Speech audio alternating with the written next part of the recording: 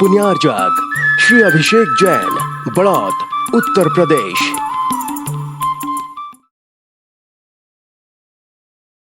ओम नमः सिद्धेभ्यः। देवादिदेव एक गजराज श्री अजितनाथ भगवान के श्री चरणों में नमन और मम दीक्षा प्रदाता आचार्य भगवान गुरुदेव श्री वसुनंदी जी मुनिराज के श्री चरणों में नमन करते हुए आज विद्यावसु श्रावकाचार नामक ग्रंथ में सम्यक दर्शन के 8 अंगों के वर्णन करते हुए विनयाचार नामक अंग का वर्णन करेंगे। सबसे पहले गाथा का अर्थ और उच्चारण करते हैं। वीणा ओणाण कारणम णाणु वयरणे सुणाणि पुरी से सुम पुण्यणाण लद्धिये विणमणम विणयार यारोत्थि हो। विणा ओ यानी विनय, णाण कारणम ज्ञान का कारण है, णाणु वयरणेषु ज्ञान के उपकरण, णाणि पुरुषेषु ज्ञानी पुरुषों में, पुण्यणाण लद्धिये संपूर्ण ज्ञान की प्राप्ति के लिए, विणमणम विशेष नमना यानी विनय करना, विनया यारोत्थि हो निश्चय से विनयाचार जानना चाहिए। यहाँ पर आचार्य श्री कह रहे हैं कि जो विनय करता है वह विनय ज्ञान का कारण है। और वह विनय किसकी करे? तो जो ज्ञान के उपकरण हैं और जो ज्ञानी पुरुष हैं उन दोनों की विनय करे। क्यों करे? संपूर्ण ज्ञान की प्राप्ति के लिए करे। ये सब क्रिया करना यही सम्यक ज्ञान का विनयाचार नामक अंग है। विनय बहुत आवश्यक है, कोई भी किसी भी क्षेत्र में हो। ये तो शास्त्रों की बात है, लौकिक स्थानों में भी, लौकिक क्षेत्रों में भी यदि कोई विनयवान होता है, सम्मान करने वाला होता है, दूसरे का आदर करने वाला होता है, उसको स्वतः ही लोग अपने सर आंखों पर बिठा लेते हैं, उसको ऊंचाइयों पर ले जाते हैं। जो ऑफिस में काम करने वाला कर्मचारी हो, यदि वह अपने बॉस की, अपने से बड़ों की इज्जत करता है, विनय करता है, तो वह अपने बॉस की नज़रों में एक अच्छा कर्मचारी बन जाता है और उसके प्रमोशन के चांसेस बढ़ जाते हैं। उसके चांस इतने बढ़ जाते हैं कि उसके कार्य को नज़रअंदाज करते हुए भी उसकी विनय उसको आगे ले जाती है, श्रेष्ठ बना देती है। महानुभाव, ये विनय केवल ज्ञान का कारण है। यदि केवल ज्ञान प्राप्त करना चाहते हैं तो ज्ञान उपकरण का सम्मान कीजिए। ज्ञान उपकरण में केवल शास्त्र ही नहीं आते, ज्ञान उपकरण में पेन, पेंसिल, रबड़ शार्पनर, यहाँ तक कि कॉपी और चश्मा, जो जो आपके ज्ञान के अध्ययन में उपयोगी हैं, सहयोगी हैं, वे सभी ज्ञान के उपकरण का सम्मान करना चाहिए। सम्मान का अर्थ ऐसे ही कहीं भी फेंक नहीं देना चाहिए, उनको यथास्थान रखना चाहिए, उनका ख्याल रखना चाहिए, दुरुपयोग नहीं करना चाहिए। कई बार स्कूल में पढ़ते हुए बच्चे कॉपी में से कागज फाड़ फाड़ कर कोई एरोप्लेन बनाता है, कोई उनके खेल खेलता है, तो ये ज्ञान उपकरण की अविनय है, ये नहीं होना चाहिए। दूसरी बात, ज्ञानी का भी सम्मान रखना चाहिए। यदि टीचर का, अपने अध्यापक का या जिनसे अध्ययन ग्रहण कर रहे हैं उनके प्रति विनय नहीं होगी, उनके प्रति सम्मान नहीं होगा, तो ज्ञान नहीं प्राप्त हो सकता। ज्ञान प्राप्त करने के लिए तो विनय की आवश्यकता है। जिस तरह से मटकी पानी से भर जाती है क्योंकि वह कुएं में जाती है और कुएं में जाने के बाद झुकती है, और जितना झुकती जाती है उतना उसमें पानी भर जाता है और पूरी मटकी भरकर बाहर आती है, और उस मटकी के ऊपर रखी हुई वह प्याली सूखी की सूखी रह जाती है। प्याली पूछती है क्यों रे मटकी, तू तो सारी भर गई, फिर मुझे सूखा क्यों छोड़ दिया।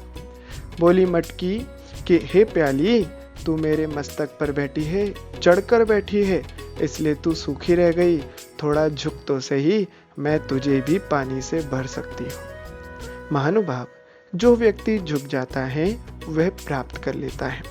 आप लोगों ने देखा ही होगा, जितने वृक्ष होते हैं, फलदार वृक्ष होते हैं, हरे भरे वृक्ष होते हैं, ऊंचाइयों को होते हुए भी जब जब उनमें वृक्ष लगने शुरू होते हैं, वृक्षों की आकार बढ़ते चले जाते हैं और वह वृक्ष झुकते चले जाते हैं। जो व्यक्ति जितना गुणवान होगा वह उतना ही झुकने के लिए तत्पर होगा। ये तो उसकी विशेषताएं हैं। इसलिए विनयवान व्यक्ति का होना बहुत आवश्यक है, क्योंकि यही गुण ज्ञान का कारण बन जाता है। उदाहरण के तौर पर देखें, एकलव्य के बारे में कौन नहीं जानता।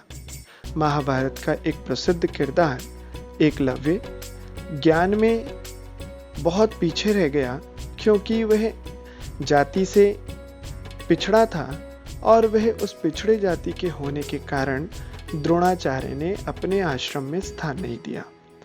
वह बहुत चाहता था कि मैं भी धनुर्विद्या सीखूं, मैं भी शत्रुओं जैसे युद्ध क्षेत्र में आगे आऊं, लेकिन उस वक्त की वर्ण व्यवस्था ने उसे स्थान नहीं दिया और वह विनयवान एकलव्य जाकर जंगलों में ही मिट्टी के द्रोणाचार्य बनाकर उससे धनुर्विद्या सीखकर उनके प्रति, उस मिट्टी के द्रोणाचार्य के प्रति भी विनय आदर कर कर धनुर्विद्या का धुरंधर योद्धा बन गया।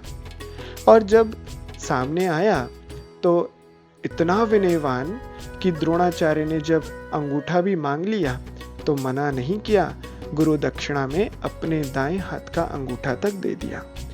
वह जानता था कि ये मेरे लिए सब कुछ इन्होंने दिया है और यदि मैंने अंगूठा दे दिया तो मैं धनुर्विद्या में निपुण नहीं रह पाऊंगा। फिर भी इतनी विनय, इतना सम्मान, गुरु आज्ञा को श्रेष्ठ करता हुआ उसने अपने हाथ का अंगूठा दान कर दिया। और वहीं जो साक्षात द्रोणाचार्य के संगति में पल रहा था, बढ़ रहा था, वहीं आश्रम में उनसे सीख रहा था, वह दुर्योधन साक्षात सीखने के उपरांत भी अपनी विनय ना होने के कारण, अहंकार में ऊंचाइयों को छूने के कारण वह निपुण नहीं हो पाया और धनुर्विद्या नहीं सीख पाया। महानुभाव, ऐसे अनेकों उदाहरण हमें मिलते हैं। कितने सारे उदाहरण आपको बताएं। बिना विनय के तो कोई भी गुणवान बन नहीं सकता।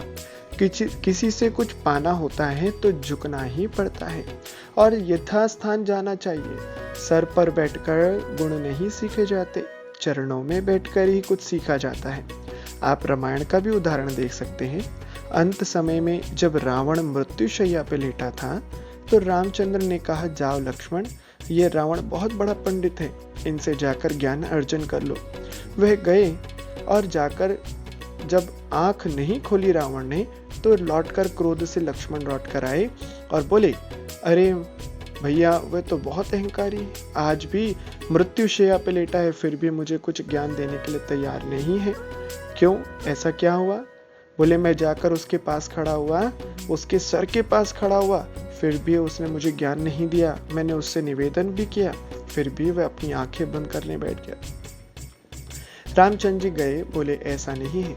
वे गए और उनके चरणों के पास जाकर खड़े हुए और निवेदन किया, आप बहुत बड़े विद्वान रहे, आपका जो भी ज्ञान है मुझे प्रदान कीजिए। और रावण ने, उस दशानन ने सारा ज्ञान रामचंद्र जी के लिए कहते हैं दे दिया। जो व्यक्ति बड़ा भी हो, यदि कुछ सीखना चाहता है तो उसे अपने से छोटे के प्रति ही क्यों ना हो, विनय तो करनी ही पड़ेगी, क्योंकि वह उससे कुछ सीखना चाहता है। तो विनयवान होना ही ये ज्ञान का कारण है। और इसलिए आचार्य श्री ने यहाँ लिखा, विनय ज्ञान का कारण है। वीणाओ नाण कारणम, ये विनय ज्ञान का कारण। बहुत अच्छी सूक्ति है, इसको आप लोग हमेशा लिख कर रखें, याद करके रखें, क्योंकि झुकता तो वही है जो जीवंत इंसान है, अकड़ तो आखिर मुर्दे की पहचान है। महानुभाव, इस विनयाचार को आप लोग अंगीकार करें, इस गाथा के माध्यम से अपने जीवन को सम्यक ज्ञान से ओतप्रोत करें। अगली गाथा उपधानाचार। उपधानाचार गाथा नंबर 72। इसका अर्थ समझेंगे। पहले उच्चारण। सज्जायस्स हुपवं वदाणं पालेज्य जहासत्ते सुणाण खओव समस्स णिमलो ओवहाणा यारो। सज्जायस्स स्वाध्याय के, पुव्वम पूर्व, हु निश्चय से, वदाइम व्रत आदि, पालेज पालन करना चाहिए, जहाँ शक्ति है यथाशक्ति जैसी शक्ति हो वैसा व्रत पालन करना चाहिए। सुणाण सम्यक ज्ञान, खओ व समस्स सम्यक ज्ञान के क्षयोपशम के लिए, णिम्मलो निर्मल, उवहाणा यारो उपधानाचार है। महानुभाव कहते हैं जो सम्यक ज्ञान के क्षयोपशम के लिए स्वाध्याय के पूर्व यथाशक्ति व्रत आदि पालन करना वह निर्मल उपधानाचार्य है। उपधानाचार यानी जब भी कोई ग्रंथ प्रारंभ करें तो उससे पहले कोई व्रत लें, कोई छोटा सा नियम लें, कोई छोटा सा त्याग करें, अपनी शक्ति अनुसार करें। छोटा बड़ा यहाँ पर महत्वपूर्ण नहीं है, वह आपकी यथाशक्ति होना चाहिए। यदि आपकी शक्ति है तो कोई बड़ा भी त्याग कर सकते हैं, और शक्ति छोटी है, कम है, तो आप छोटा त्याग भी कर सकते हैं। तात्पर्य ये है कि जब तक ये ग्रंथ का अध्ययन करेंगे, जब तक ये स्वाध्याय कर रहे हैं, जब तक ये ग्रंथ पूर्ण नहीं हो जाता, तब तक मैं इस वस्तु का, चाहे वह एक अन्न का, चाहे किसी हरि का, किसी रस का, या किसी अन्य पदार्थ का, क्रोध का, मान का, माया का, या कोई भी अन्य पदार्थ का त्याग करके जो आपकी शक्ति अनुसार और बुद्धि अनुसार हो, वह त्याग करके उस ग्रंथ की पूर्णता तक मैं इस वस्तु का त्याग करता हूँ, ऐसा संकल्प करता है, और यह उपधानाचार्य कहलाता है। उपधानाचार यानी गुरुजी का उदाहरण हम लोग देखें। गुरुजी जब भी कोई ग्रंथ प्रारंभ करते हैं, जब भी संघ में कोई सामूहिक स्वाध्याय होता है, तो सबसे पहले वह उपधानाचार की बात करते हैं, यानी कि किसको जो त्याग चाहिए हो वह उसकी यथाशक्ति उनको त्याग देते हैं, और स्वयं भी कोई त्याग, कोई नियम, कोई व्रत आदि ग्रहण करते हैं। ये उपधानाचार में हमने वहीं से सीखा, और यही आदत आज भी हम लोगों में यथावत बनी हुई है। महानुभाव, आप भी इस ग्रंथ के अध्ययन करते समय कोई ना कोई व्रत अवश्य लीजिएगा, चाहे कोई भी छोटा सा त्याग कर दीजिए। यदि आप जमीकंद खाते हैं तो कोई एक जमीकंद का त्याग कर दीजिए। यदि कोई आप लोग अभक्ष्य वस्तु खाते हैं तो उसका त्याग कर दीजिए। यदि कोई आप ऐसी वस्तु खाते, यदि आप शुद्ध भोजन भी करते हैं तो कोई एक हरि का त्याग कर दीजिए, कोई अन्न का त्याग कर दीजिए, जैसी भी आपकी शक्ति हो। या कोई एक माला फेरने का नियम ले लीजिए, भगवान का नाम लेने का नियम ले लीजिए। कोई भी अपनी शक्ति अनुसार एक नियम अवश्य लीजिएगा, तभी आपका सम्यक ज्ञान का आधार बनेगा, और यही उपधानाचार है। महानुभाव, शास्त्र के मूल एवं अर्थ का बार बार स्मरण करना, उसे विस्मृत नहीं होने देना, ये भी इस उपधानाचार का अंतरंग वर्णन है। जब आपने कोई ग्रंथ पढ़ा, जैसे अभी आप ये ग्रंथ पढ़ रहे हैं, तो इस ग्रंथ को पढ़कर यूं ही छोड़ नहीं देना। इसका स्मरण करना, जो आपने पढ़ा उसका चिंतन करना। ये 15-20 मिनट का स्वाध्याय यहीं पर पढ़कर या सुनकर आप लोग छोड़ दोगे तो यह आपका उपधानाचार नहीं हो पाएगा। उपधानाचार का मतलब है इसका चिंतन भी करना। आज क्या पढ़ा, क्या सुना, उसको हम लोग आगे अपनी चिंतन के माध्यम से, स्वाध्याय में 5 जो भेद होते हैं, वह आमनाय, वह अनुप्रेक्षा, वह इसी का तो भेद है। ये उपधानाचार में बार बार उसको पढ़ना, चिंतन करना, उसको भूल नहीं जाना, ये बहुत अच्छी बात हमने सीखी। उसको तुरंत लिखते जाना, और वह लिखने के बाद अपने उसका अध्ययन करते जाना। क्योंकि पूरे ग्रंथ को बार बार पढ़ना सुनना आसान काम नहीं हो सकता, तो उसमें जो अच्छी बात लगती जा रही है वह लिखते चले जाएं, ताकि आपके नोट्स बन जाएं, समरी बन जाए, और उस नोट्स को समरी को आप कभी भी पढ़ सकते हैं। थोड़े थोड़े पॉइंट्स को भी पढ़कर आप अपने उपधानाचार का पालन कर सकते हैं। तो महानुभाव, आप लोग अपने ज्ञान का अध्ययन कीजिए, बार बार स्मरण कीजिए। 16 कारण भावनाओं में भी एक भावना आती है अभिक्षण ज्ञानोपयोग। यह अभिक्षण ज्ञानोपयोग गुण है कि एक ग्रंथ का कई बार स्वाध्याय करना, एक ही विषय को कई बार चिंतन करना, बार बार अनुप्रेक्षा करना, अपने लिए उस ज्ञान को विस्मृत नहीं होने देना, उसमें उदासी नहीं लाना, उबासी नहीं लाना, उसमें अनुत्साह नहीं होना, यही इस अंग का वर्णन है, यही इस अंग का उद्देश्य है। तो ये सम्यक ज्ञान का कारण बन सकता है। आज बस इतना ही।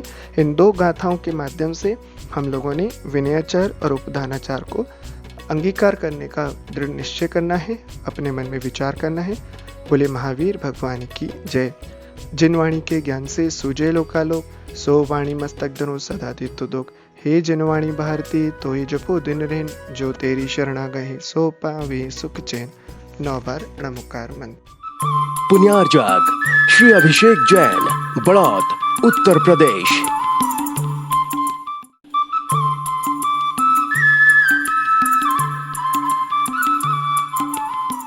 ज्ञानमयी बातों को आत्मसात करने के लिए श्रीवाणी चैनल को सब्सक्राइब करें और हाँ, बेल आइकन को दबाना ना भूलें, ताकि श्रीवाणी चैनल के भक्तिमय अपडेट सबसे पहले आप तक पहुंचे। जय जिनेंद्र।